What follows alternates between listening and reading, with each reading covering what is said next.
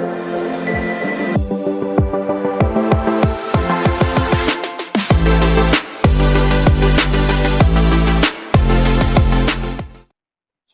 இயேசு கிறிஸ்து நாமத்தினாலே உங்களுக்கு என் அன்பின் வாழ்த்துதலை தெரிவித்துக் கொள்கிறேன். கர்த்தர் நாம ஸ்தோத்திரம்.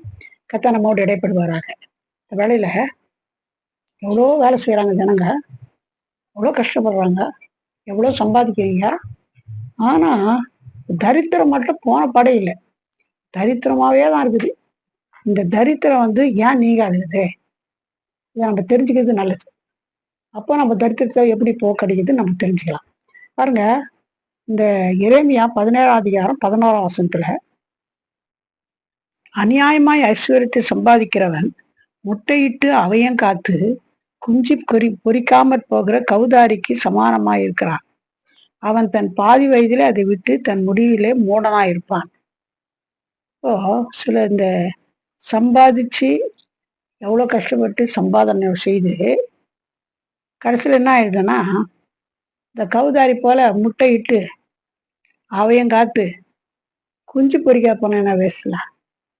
எவ்வளோ கஷ்டப்பட்டு முட்டையிட்டு அவையும் காத்து கூட குஞ்சு பொறிக்கிறா வேஸ்டாக போயிடும். அந்த மாதிரி நம்ம கஷ்டப்பட்டு சம்பாதிச்சு பாடுபட்டு எல்லாம் சேர்த்து மீட்டு வைக்கிற மாதிரி இருக்குது. ஆனால் தரித்திரமே போகிறதில்ல. இது என்னத்துக்கு அந்த மாதிரி நம்ம பார்க்கும்போது இன்னொரு காரியம், இந்த சகைன்ற ஒரு மனுஷன் இருந்தார். வேதத்தில் லூக்கா 19ஆம் அதிகாரம் 8ஆம் வசனத்துல அவர் என்ன பண்றாருன்னா, நிறைய சம்பாதிக்கிறாரு. எப்படி சம்பாதிக்க, குறுக்கு வழியில சம்பாதிக்கிறார், லஞ்சகம் வாங்குறது அந்த மாதிரி. அதனால வேண்டி அவன் தரித்திரம் போல, அவனுக்கு சமாதானம் இல்லை. மொத்தத்துல ஐஸ்வர்யான்னு பேரு, அவ்வளோ ஐஸ்வர்யம் சம்பாதிச்சு கூட அவனுக்கு மனசுல நிம்மதியே இல்லை. அவனை பற்றி நம்ம லூக்கா 19ஆம் அதிகாரம் 8ஆம் வசனத்துல படிக்கிறோம். சகையை நின்று கர்த்தரை நோக்கி, ஆண்டவரே, நாஸ்தியில் பாதி ஏழைகள் கொடுக்கிறேன். நான் ஒருவனிடத்தில் எதையாகில் அநியாயமா வாங்கினதுண்டானால் நாளத்தினையாய் திரும்ப செலுத்துகிறேன் என்றார். இந்த சகை ஒரு பாவின் ஜனங்க கூப்பிடுறாங்க. அதே நேரத்தில் இந்த சகை விஷயம் என்னன்னா, அவன் டாக்ஸ் கலெக்டர், வரி வசூலிக்கிறது. இப்போதான் நம்மளுக்கு கட்டிடுங்கன்னு கொடுக்குறாங்க, நம்ம போய் ஆஃபீஸில் போய் கட்டுறோம், இல்லை ஆன்லைனில் கட்டிடுறோம் வரியெல்லாம். அந்த நாட்கள் அப்படி கிடையாது. வரி வசூலிக்கிறதுக்கு ஒரு ஆள், அந்த ஆள் என்ன பண்ண ஊருடா போய் பணத்தை வாங்கின்னு போய் ஆஃபீஸில் கட்டுவாங்க. ஆனால் இந்த ஆள் அந்த மாதிரி தான் செய்தான். அதோடு கூட என்ன பண்ணா, அதிகமாக பணம் கலெக்ட் பண்ண ஆரம்பிச்சிட்டான் ஜனங்கிட்ட. அவங்களுக்கும் ஒன்றும் பண்ணாத திட்டின்னு கொடுத்துருவாங்க. அதனால அப்படி சம்பாதிச்சாங்க. அதாவது அநியாயமாக சம்பாதிச்சா கூட அது என்ன ஆகாதுன்னா நம்ம கையில் நிற்காது. நம்ம வறுமை தரித்திரம் போகவே போகாது. அதுதான் அது காயம். இந்த சகை என்ன பண்ணா, பாவியான மனுஷன் ஜனங்க திட்டிக்குவாங்க. அதிகமாக வாங்குறானே, வாங்க வேண்டியதுக்கு மிஞ்சி வாங்குறானே, ஆனால் ரொம்ப திட்டுவாங்க. ஐஸ்வர்யம் தான் அவன் இல்லைன்னா. ஜனங்க அவனுக்கு நிம்மதி இல்லை, ஜனங்களை திட்டிருந்தாங்க. இப்படி இருந்தப்போ என்ன ஆச்சுன்னு சொன்னா, ஒரு நாள் அவன் எரியோவில் இருந்தான். அந்த எரியோ பக்கமா இயேசு போனார். இயேசு எரியோ பக்கமா போனப்போ அவரை பற்றி, மனுஷரை பற்றி அவருக்கு ஒன்றும் சொல்ல வேண்டியதே இல்லை. அவருக்கு எல்லாரை பற்றியும் நல்லா தெரியும். அப்போ போகும்போது இதை யாரோ இந்த சகையை சொல்லிக்கிறாங்க, இயேசு வராருன்னு. இவன் அடப்பா வந்தா வரட்டும், போனா போட்டான் அப்படி யோசிக்கலாம்.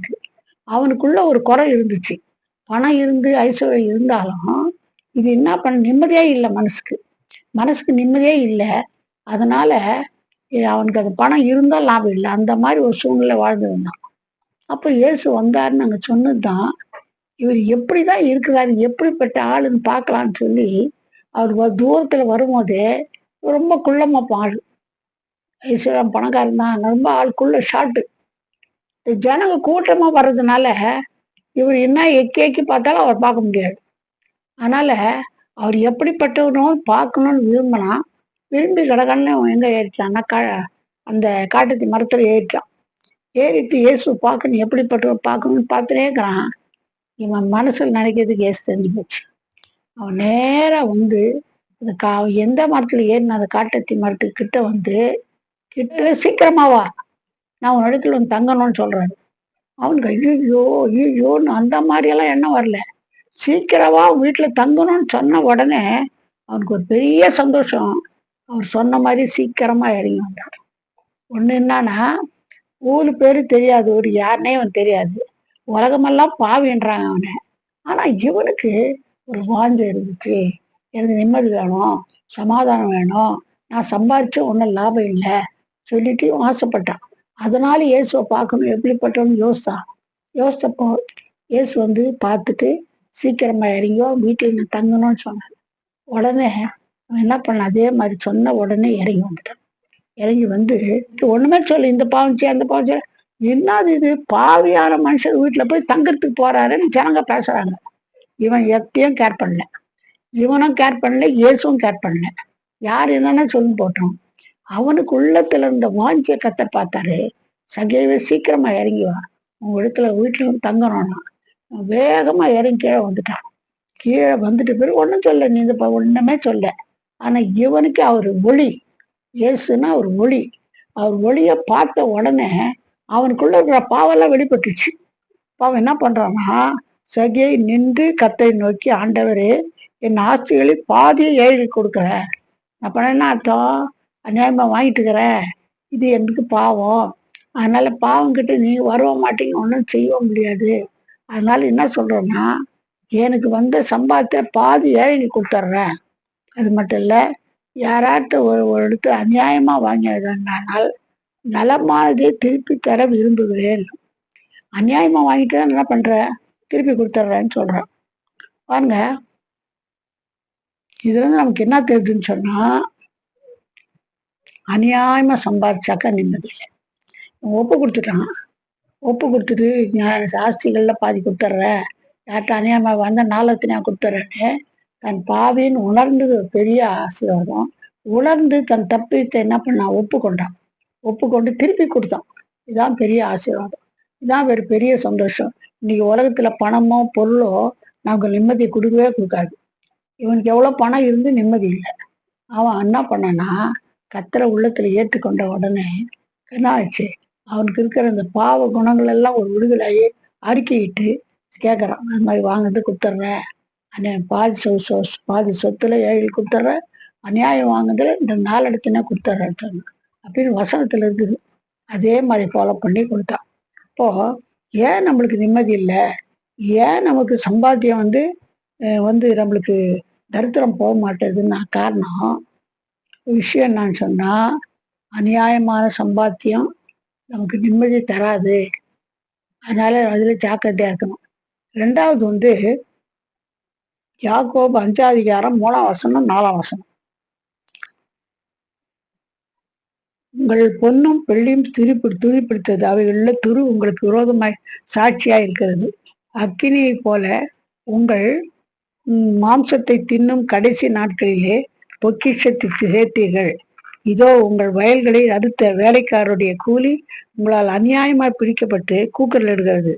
அடுத்தவருடைய கூக்குரல் சேனைகளுடைய கர்த்தரின் செவிகள் பட்டது. 2வது காரணம் ஏத்திரம் போக மாட்டேங்குதுன்னா, இது காரணம் ஒரு முக்கியமான வசனம் சொல்லுது.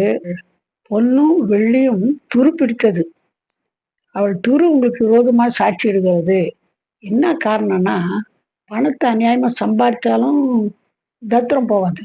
அதே நேரத்துல சம்பாதிச்சு வச்சிருக்கிறது மட்டும் இல்ல, இன்னொரு காரியம் என்னான்னு சொன்னா, இதனால வேண்டி நம்முடைய என்ன போகாது? நம்முடைய தரித்திரம் போகாது. அது மட்டும் இல்ல, உங்க வயல்ல அடுத்த வேலைக்காரருடைய கூலி உங்களால் அநியாயமாய் பிடிக்கப்பட்டு கூக்குரலிடுகிறது. அடுத்தவனுடைய கூக்குரல் சேனைகளுடைய கர்த்தரின் செவியில் பட்டது. வேலைக்கு வராங்க பாருங்க, நம்மகிட்ட வேலை செய்யறதுக்கு வராங்க. இல்ல ஏதோ ஒண்ணு ரிப்பேர் பண்றதுக்கோ, இல்லன்னா வேற ஏதோ பயிர் செய்யறதுக்கோ, ஏதோ ஒரு வேலை செய்யறதுக்காக நம்மகிட்ட வராங்க. வேலை செய்யக்கூடிய வேலைக்கார கூலிய மட்டும் நம்ம அபகரிக்கக்கூடாது. அது எவ்வளோ கூலியோ அவ்வளோ குடுத்தரணும். 5ஓ 10ஓ மேல குடுத்தாங்களோ ப்ராப்ளம் இல்ல. அவங்க வயிறு நிறைய சாப்பாடு போட்டு அனுப்பிச்சாலும் நல்லது, ஒண்ணும் ப்ராப்ளம் இல்ல. அந்த கூக்கர்ல மட்டும் நமக்கு அந்த கூலிய மட்டும் நம்ம பிடிக்கக்கூடாது. அந்த கூலிய நம்ம பிடிச்சா, ஏன்னா அந்த பணத்த எடுத்துன்னு போய் தான் அடுத்த நாள் அந்த அந்த ராத்திரிக்கோ, பகல்லையோ சமைச்சு குடும்பம் சாப்பிடுறாங்க. அந்த கூலியிலயும் சுகுடி பிச்சு அத நீ பிச்சின்னா, உனக்கு எவ்வளோ வந்தாலும் நிக்காது. அதே நேரத்துல என்ன ஆகும்னாக்கா, அந்த கூ நமக்கு தரித்திரம் போகவே போகாது. நம்மளுக்கு எவ்வளோ குடுத்துட்டா நம்மகிட்ட ஒரு ஆள் வேலை செய்றாங்க. கூலி வேலை செய்றாங்க. அவங்க கூலிய நம்ம என்ன பண்ணணும்? கண்டிப்பா கரெக்ட்டா குடுத்துறணும். அப்படி இருந்தாக்கா தான் நம்மளுக்கு சம்பாதிக்கிறது நம்ம கையில நிற்கும். இல்லைன்னா அது என்ன நடக்குதுன்னா நம்மளுக்கு தரித்திரம் போவே போகாதுன்னு வசனம் சொல்லுது, நான் சொல்ல. அதனால இதை நம்ம கடைப்பிடிச்சுமா கண்டிப்பா நம்ம என்ன பண்ணுவோம்னா நம்மளுடைய சம்பாத்தியம் நம்ம நிற்கும். பாருங்க, ஒத்த பையில போட்ட மாதிரி போட்ட என்ன ஆகுமா, போட்டுனே போம், பாக்கெட்ல போட்டுனே போம். பாக்கெட் எங்கோ பொத்தல் விழுந்துருக்குது. போயிருந்தா எங்கோ அந்த பணம் என்ன ஆயிடுது, எங்கெங்கோ விழுந்துடுது. அதுக்கப்புறம் நம்ம போய் தேட முடியுமா, கண்டுபிடிக்க முடியாது. அந்த மாதிரி நம்ம சம்பாரிச்சு கஷ்டப்பட்டு சம்பாரிச்சு கூட ஒத்த பையில போடுற மாதிரி போயிடும். தரித்திரம் நீங்கவே நீங்காது. இன்னொரு காரணம் ஏன் தரித்திரம் நீங்க மாட்டேதுன்னா, இன்னொரு காரியம் சோம்பலான வாழ்வு. சோம்பல் இருக்கக்கூடாது. சோம்பல் பட்டாக்கா நமக்கு அது தரித்திரமே போவாது. ஏதோ கத்தர் கொடுத்த சொகை, பலன், ஜீவன், ஆரோக்கியம், உங்களுக்கு கொடுத்த என்ன வேலையோ படிப்போ உத்தியோகத்தை ஒழுங்கா செய்யணும். ஆனா ஒரு தடவை செய்யுது, ஆனாப்பா இதுவே போதும், இதுக்கு மிஞ்சி என்ன வேணும் அண்ணாக்கா, நீ போய் ஓவர் ஒர்க்கும் பண்ண வேணாம். இதுக்கு சோம்பேறித்தனமா வேலையும் செய்யாது இருந்தா கண்டிப்பா உன் தரித்திரம் போவே போவாது. இது பாருங்க, வசனம் என்ன சொல்றது பாருங்க. நீதிமொழிகள் 18ஆம் அதிகாரம் 9ஆம் வசனம். தன் வேலையில் அசதியா இருப்பவன் அழிம்பனுக்கு சகோதரன். அழிம்பன்னா வர்றதெல்லாம் அழிச்சிடுவேன், எவ்வளவு வந்தாலும் அழிச்சிடுறது. ஒரு வருமானம் வந்தா ஒழுங்கா செலவு பண்ணும். வறுமை வந்தா என்ன பண்ணும், அந்த ஒழுங்கா செலவு பண்ணா சில ஆட்கள் இருக்கிறாங்க, இஷ்டத்துக்கு ஏதோ ஒண்ணு அழிச்சிருது. வர்ற சொத்துக்கிட்டு சாப்பிடுறது, சம்பாதிக்க எல்லாத்தையும் அழிச்சிருங்கிறாங்க. அந்த மாதிரி ஆளுக்கு என்ன பண்றாங்கன்னா சகோதரன் மாதிரியா. யாரு தன் வேலையில அசதியா இருக்கு. நம்மளுக்கு ஒரு வேலை செய்யறோம்னா ஒழுங்கா செய்யணும். இதான் கத்தரு நம்மகிட்ட எதிர்பார்க்கறாரு. சோம்பேறித்தனமா ஒரு நாளைக்கு போறது, 4 நாளைக்கு வேலைக்கு போறது இல்லை. அது இது போட்டு அவனாக்க எப்படி குடும்பத்தை காப்பாற்ற முடியும்? அதனால சோம்பேறித்தனம் இருந்தாக்கா நம்மளுக்கு சாப்பிட்றதுக்கே பத்தாது. அது மட்டும் இல்லை, நமக்கு தரித்திரமே போகாது. இன்னொரு வசனம் பாருங்க, அதுல 20ஆம் அதிகாரம் 13ஆம் வசனத்துல, தூக்கத்தை விரும்பாதே, விரும்பினால் தரித்திரனாவாய். நீ எப்ப பாரு தூங்கணும் தூங்கணும் தூங்கணும்னு யோசிச்சினா, இந்த தூக்கத்தை தூங்கினே இருந்தாக்கா என்ன ஆகும், உனக்கு வேலைக்கு போக முடியாது, சம்பாதிக்க முடியாது, உனக்கு சாப்பிட்றதுக்கே பத்தாது, அது குடும்பத்தையே காப்பாற்ற முடியாது. அது மட்டும் இல்லை, என்னன்னா நீ தரித்திரனா தான் ஆவ. வசனம் சொல்றது பாருங்க, தூக்கத்தை விரும்பாதே, விரும்பினால் தரித்திரனாவாய், கண் விழித்திரு, அப்பொழுது ஆகாரத்தினால் திருப்தி ஆவாய். சும்மா தூங்கி தூங்கி தூங்கி நேரத்தெல்லாம் வேஸ்ட் பண்ணன்னு வச்சுங்க, அப்போ உங்களுக்கு தரித்திரம் போவே போகாது. இன்னொரு வசனம், அதே நீதிமொழி 24:30, சோம்பேறின் வயலையும் மதீனனுடைய திராட்சை தோட்டத்தையும் கடந்து போனேன். ஒரு சோம்பேருடைய வயல் கிட்ட போனா போறான், பார்த்தா அந்த திராட்சை தோட்டம் எப்படி இருக்குதுன்னா மொத்தம் அது எங்க, அதுக்கு இதுவும் எருவும் போடுறது இல்லை, தண்ணியும் ஊற்றுறது இல்லை. சோம்பேறி. வெறும் நீ திராட்சை தோட்டனை வச்சுட்டா மட்டும் போதுமா, அதை பராமரிக்கணும்ல. அது யார் பராமரிக்கணும்? சோம்பேறித்தனமாக இருந்தா அது எப்படி இருக்குமானா 24, அதே நீதிமொழி 24:34, உன் தரித்திரம் வழிபோக்கனை போலும், உன் வறுமை ஆயுதம் அணிந்தவனை போலும் வரும். தரித்திரம் தானா வரும். அப்போ வேலையில அசதியா இருக்கக்கூடாது, தூக்கத்தை விரும்பக்கூடாது. அது மட்டும் இல்லை, எந்த வேலை செய்தோ ஒழுங்காச்சு. அது அறக்குறையா செய்து ஒரு நாள் போய் 4 நாள் வேலைக்கு போதான்னு கொடுக்குறாங்க. அப்படி இருந்தால் தரித்திரம் தான் வரும். ஒரு வேலைக்கு போனீங்கன்னா என்ன பண்ணும், உனக்கு ஒரு கூலி வருது, ஒரு சம்பாத்தியம் வருது, அதுல எல்லாம் நானே சாப்பிட்டோன்னு யோசிக்கக்கூடாது. அதுல என்ன பண்ணோம், ஒரு 10ல் ஒரு பங்கு எடுத்துன்னு போய் என்ன பண்ணோம், காணிக்கை கொடுக்கணும். நீ கொடுத்தாதான் ஊழியக்கார் பிழைக்கிறாங்க, நீ கொடுத்தாதான் கத்தருக்கு ஆசீர்வாதம் கொடுக்கும். அப்படி இல்லை, நீ கத்தரை கனப்படுத்தி கத்தர் கொடுக்கணும்னு விரும்புறாரு. அது மட்டும் இல்லை, உனக்கு என்ன ஒரு பயிரிட்டாலும் எதை செய்தாலும் அதுல ஒரு பங்கு என்ன பண்ணணும், காணிக்க கொடுக்கணும். அப்பதான் உனக்கு ஆசீர்வாதம். அது கொடுக்கலான்னா உனக்கு தரித்திரம் தான். பாருங்க, வசனம் சொல்லுதுன்னா உபாகமும் 14:22, உன் தேவனாய் கர்த்தருக்கு எப்பொழுதும் பயந்திருக்க பழகும்படிக்கு வருஷந்தோறும் நீ விதைக்கிற விதைப்பினாலே வயலில் விளையும் எல்லா பலனிலும் தசம பாகத்தை பிரித்து எடுத்துன்னு போய் கொடு. என்ன பயிர் செய்தாலும் என்ன செய்தாலும் அதுல ஒரு பங்கு என்ன பண்ணணும், கர்த்தருக்குன்னு கொடுத்தணும். அப்போ உனக்கு நீ கொஞ்சம் சம்பாதிச்சினா கூட அது கர்த்தர் ஆசீர்வாதமா கொடுப்பாரு. எப்பவுமே கர்த்தருடைய ஆசீர்வாதமே ஐஸ்வர்யத்தை தரும். தடுத்து இருக்க மாட்டேன், எதுவுமே கூட்டவே மாட்டேன். உனக்கு கஷ்டமே வராது. அதனால என்ன பண்ணணும்னா கர்த்தருக்கு கொடுக்கணும். இது ரொம்ப கர்த்தர் நம்மளுக்கு எதிர்பார்க்கிறார். இன்னொரு வசனம் பாருங்க.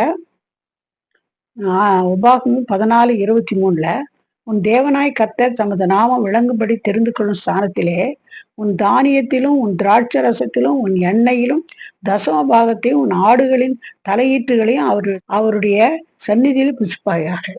அப்போ ஆடோ மாடோ வளர்த்தாலும் சரி, கோழி வளர்த்தாலும் சரி, அதுல என்ன பண்ணா எட்டு போய் எவ்வளோ பேர் செய்து நான் பார்த்துக்கிறேன்.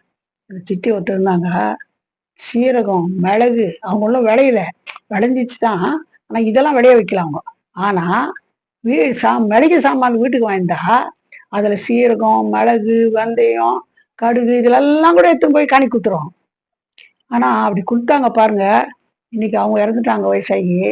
அவங்க பிள்ளைங்க இன்னைக்கும் நல்லா நல்லா இருக்கிறாங்க. அவங்க கஷ்டம் இல்லாத சாப்பிட்றாங்க. காணிக்கு கொடுக்குறதோ நம்மளோட போறதுல நம்ம சந்ததிக்கு அது ஆசீர்வாதமா இருக்கும். அப்போ அதை கொடுக்கணும், கர்த்தர் எதிர்பார்க்கிறார். இதை நம்ம கத்துக்கணும், கொடுக்கணும், காணிக்க கொடுக்கணும், தசம்பா கொடுக்கணும். இன்னொரு வசனம் மல்கியா 3:10 என் ஆலயத்தில் ஆகாரம் உண்டாயிருக்கும்படி தசவபாகங்களை எல்லாம் பண்டகசாலையிலே கொண்டு வாருங்கள். அப்பொழுது நான் வானத்தின் பலகணிகளை திறந்து இடம் கொள்ளாமல் போகும் மட்டும் உங்கள் மேல் ஆசீர்வாதத்தை வருஷிக்க மாட்டேனோ என்று அதனால் என்னை சோதித்து பாருங்கள் என்று சேனைகள் கத்த சொல்றார். சோதிச்சு பாருங்கன்னு சொல்றாரு. இப்ப பாருங்க, எதுக்கு சோதிச்சு பார்க்க சொன்னா, சில மனுஷே வராது. எவ்வளவு பணம் வந்தாலும் எவ்வளவு சம்பாதனை வந்தாலும் அதை காணி கொடுக்கணும்னு எண்ணம் வராது. அது அவங்களுக்கு அவங்க பிள்ளைங்களும் செலவு பண்ணுவாங்க. அது என்ன ஆகும்னா, நம்மளே சொன்ன மாதிரி பொத்த பையில போட்ட மாதிரி என்ன பண்ணோம், போட்டுனே இருக்கோம், பாக்கெட்ல போட்டுனே இருப்பாங்க. அது எங்க ஊதுன்னே தெரியாது. அப்போ தரித்திரம் போவே போகாது. அதனால நம்மளை கர்த்தர் ஆசீர்வதிக்கணும்னா நம்ம விளையிற பொருளோ கோழியோ ஆடோ மாடோ, எங்க வீட்டுல ஆடு இல்லை மாடு இல்லைன்னா உங்களுக்கு வர்ற வருமானத்துல ஒரு 10ல் ஒரு பங்குனா அட்லீஸ்ட் குறைஞ்சபட்சம் எடுத்துன்னு போய் காணிக்க முதல்ல கொடு. அது கூட சம்பளம் வாங்கிட்டோம் முதல்ல நம்ம என்ன பண்ணுவோம், வாடகை வீட்டுல இருந்தா வாடகை எடுத்து வச்சிரும். மிச்சம்லாம் சாப்பிட்றோமா இல்லையான்னு சொல்லிட்டு நல்ல ஆட்கள் அப்படிதான் செய்வாங்க. முதல்ல வாடகை எடுத்து வச்சுட்டு தான் அதுக்கப்புறம் செலவு பண்ணுவாங்க. நீ வாடகை எடுத்து வைக்கிறது கரெக்ட் தான். அதுக்கு முன்னால என்ன பண்ணனா உனக்கு வர்ற வருமானத்துல ஒரு அட்லீஸ்ட் குறைஞ்சது 10ல் ஒரு பங்கு எடுத்து முதல்ல எடுத்துன்னு போய் சம்பளம் வந்த உடனே என்ன பண்ணோம், கவர்ல போட்டு என்ன பண்ணோம், ஜெபம் பண்ணி எடுத்துன்னு போய் காணிக்க போட்டுருக்கோம். போட்டு பாருங்களேன், உங்களுக்கு குறையவே குறையாது. பணம் எவ்வளவு வந்தாலும் கையில நிற்கும், ஆசீர்வாதமா இருக்கும். ஆனா அதான் சொன்ன மாதிரி கர்த்தருடைய ஆசீர்வாதமே ஐஸ்வர்யத்தை தரும். ஆனா அதனோட கர்த்தர் என்ன பண்ண மாட்டாரு, வேதனையே கூட்டவே மாட்டார், வேதனையே கூட்ட மாட்டார். அதனால கர்த்தர் கொடுத்து நம்ம பழகணும்னு கர்த்தர் விரும்புறாரு. இன்னொரு காரியம் நம்ம தெரிஞ்சுக்க வேண்டிய காரியம் என்னன்னா, இந்த 2 கொரிந்தியர் 8:9 நம்முடைய கர்த்தராய் இயேசு கிறிஸ்துவின் கிருபையை அறிந்திருக்கிறீர்களே, அவர் ஐஸ்வர்யமுள்ளவராய் இருந்தும் நீங்கள் அவருடைய தரித்திரத்தினாலே ஐஸ்வர்யவான்கள் ஆகும்படிக்கு உங்கள் நிமித்தம் தரித்திரரானாரே. கேளுங்க, ஜெபம் பண்ணுங்க. ஆண்டவரே, இந்த தரித்திரமே போக மாட்டேங்குது, என் குறையெல்லாம் இப்போ எடுத்து காட்டிட்டீங்க, நான் அதை ஃபாலோ பண்றேன். அதே நேரத்துல நான் ஐஸ்வர்யம் ஆகிறதுக்காக நீங்க தரித்திரரானீங்களே, அதற்காக நன்றி. அதனால நீங்க நான் தரித்திரன் ஆகாதபடி ஐஸ்வர்யமாய் வாழ எனக்கு உதவி செய்யுங்கன்னு அவருடைய பார்த்து பிடித்து அவர்கிட்ட கேளுங்க. அவர் கண்டிப்பா என்ன பண்ணுவாரு, வறுமையை நீக்கி ஐஸ்வர்யத்தை கர்த்தர் கொடுப்பார். கர்த்தர் நாம ஸ்தோத்திரம். நம்ம ஜெபிக்கலாம். எங்களை நேசியதான பரம்பிதாவே, நல்ல வேலைக்காக நன்றி துதிக்கிறையா. ஆண்டவரே, எவ்வளோ சம்பாதிக்கிறோம், கையில நிற்கவே மாட்டேன்து, தரித்திரமாவே இருக்குது. எல்லாரும் வீட்டிலேயே எல்லாருமே வேலை செய்யறோம், சம்பாதிக்கிறோம், ஆனா தரித்திரமாவே இருக்குதுன்னு எனக்கு எவ்வளோ பேர் வேதனைப்படுது, கேள்விப்பட்டு இருக்கோம்ப்பா.